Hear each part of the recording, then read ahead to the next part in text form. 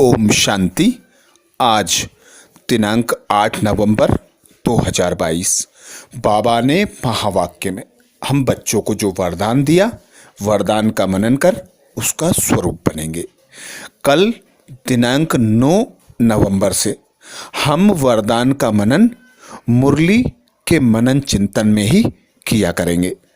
Channel पर जाकर दूसरा वीडियो बीके मुरली चिंतन, उसमें ही वरदान मनन हुआ करेगा। तो आज बाबा वरदान में बोले, कंपेनियन को कंबाइंड रूप में अनुभव करने वाले स्मृति स्वरूप भाव। आज स्मृति दिलाने वाला पिता परमात्मा निराकार, हम निराकार आत्माओं को स्मृति स्वरूप भाव का वरदान देते। वरदान में बाबा कहते कंपेनियन को कंबाइंड रूप में अनुभव करने वाले स्मृति स्वरूप भाव। डिटेल में बाबा समझाते, कई बच्चों ने बाप को अपना कंपेनियन तो बनाया है, लेकिन कंपेनियन को कंबाइंड रूप में अनुभव करो, अलग हो ही नहीं सकते। किसकी ताकत नहीं जो मुझ कंबाइंड रूप को अलग कर सके। ऐसा अनुभव बार बार स्मृति में लाते लाते स्मृति स्वरूप बन जाएंगे। अर्थात बाबा स्मृति स्वरूप बनने की विधि बताते। अनुभव बार बार अनुभव करो कि करावनहार पिता परमात्मा साथी सहयोगी बनकर मुझ आत्मा द्वारा कर्म करा रहा है और मैं आत्मा निमित्त होकर कर्म कर रही हूँ, और बाबा की जो श्रीमत है उसी श्रीमत के अनुसार बाबा की याद में रहकर कर्म कर रही हूँ। तो बाबा कहते, ऐसा बार बार अभ्यास करने से तुम बच्चे स्मृति स्वरूप बन जाओगे। कई बच्चे ऐसे हैं जिन्होंने बाबा को कंपेनियन तो बनाया है, अर्थात अपना साथी तो बना लिया है, पर वे कर्म करते समय भूल जाते हैं। चलते फिरते, उठते बैठते, खाते पीते, संकल्प करते, बोलते, कर्म करते, हर समय बाबा साथ हो, ऐसा अनुभव बाबा कहते करो।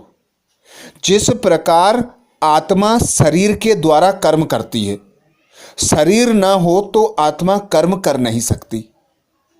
शरीर की कर्मेंद्रियां जब कर्म करती हैं जब आत्मा हो, तो दोनों जब कंबाइंड होते हैं तो जीवात्मा बनते हैं। एक के बिगर एक अधूरा है।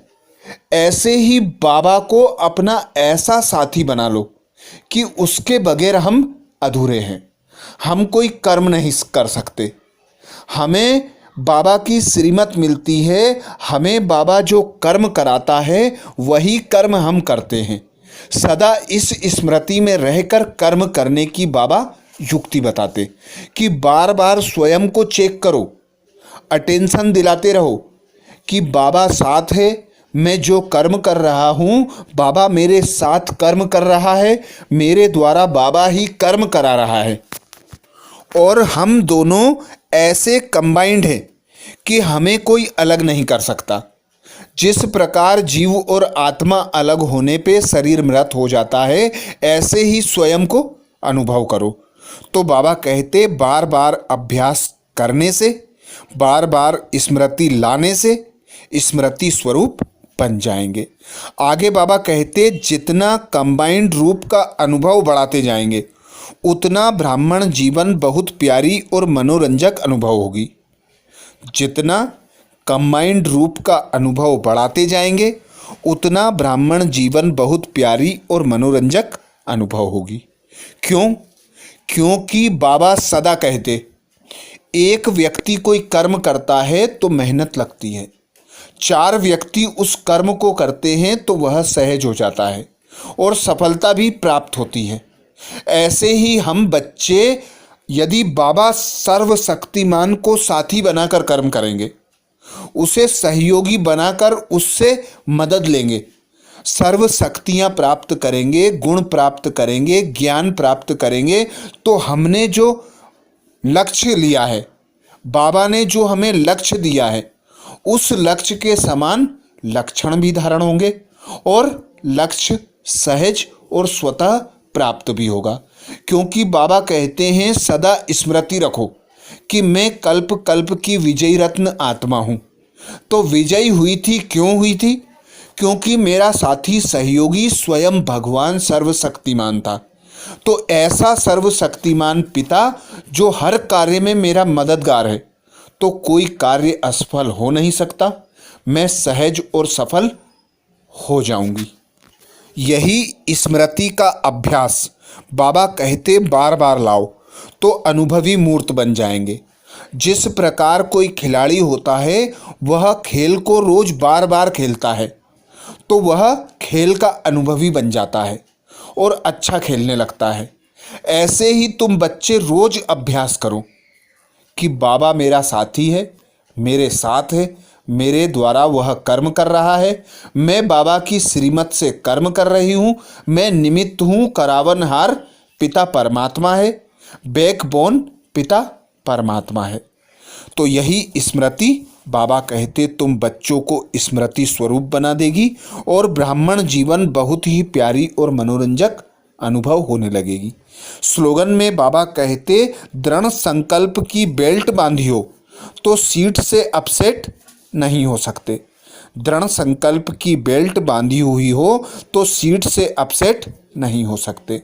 बाबा ने हमें यह मर्जीवा जन्म दिया, ब्राह्मण सो फरिश्ता, फरिश्ता सो देवता बनने के लिए। तो बाबा कहते ना किसी की सुनो, ना किसी को देखो, ना किसी को बोलो, ज्ञान के रत्न ही मुंह से निकालो, सदा अपने लक्ष्य को स्मृति में रखो, लक्ष्य के लक्षण को धारण करते हुए आगे बढ़ते चलो। तो बाबा कहते यह स्थिति जब बन सकती है जब अचल अडोल रहकर अपनी सीट पर सेट होकर कर्म करेंगे। तो दृढ़ संकल्प जो होता है वह असंभव कार्य को भी संभव बना देता है। तो ऐसा दृढ़ संकल्प ऐसी श्रेष्ठ सीट पर सेट होकर करना है कि हर कार्य सफलता को प्राप्त करे, हम अपने लक्ष्य को हासिल कर लें। आज बाबा ने हम बच्चों को महावाक्य में जो शिक्षाएं दी उसका मनन करेंगे।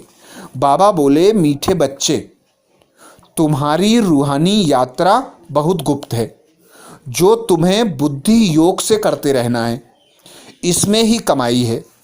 तुम्हारी रूहानी यात्रा बहुत गुप्त है, जो तुम्हें बुद्धि योग से करते रहना है, इसमें ही कमाई है। प्रश्न किया बाबा ने, याद की यात्रा पर रहने वाले बच्चों की निशानी क्या होगी? याद की यात्रा पर रहने वाले बच्चों की निशानी क्या होगी? उत्तर में बाबा कहते वह बहुत गंभीर और समझदार होंगे, सदा शांतचित्त रहेंगे। दूसरी पॉइंट बाबा कहते उनमें अशुद्ध अहंकार नहीं होगा। तीसरी पॉइंट बाबा कहते उन्हें सिवाय एक बाप की याद के और कोई भी बात अच्छी नहीं लगेगी। चौथी पॉइंट बाबा कहते वह बहुत कम और धीरे बोलेंगे, वह हर काम इशारे से करेंगे, जोर से बोलेंगे वह हंसेंगे नहीं।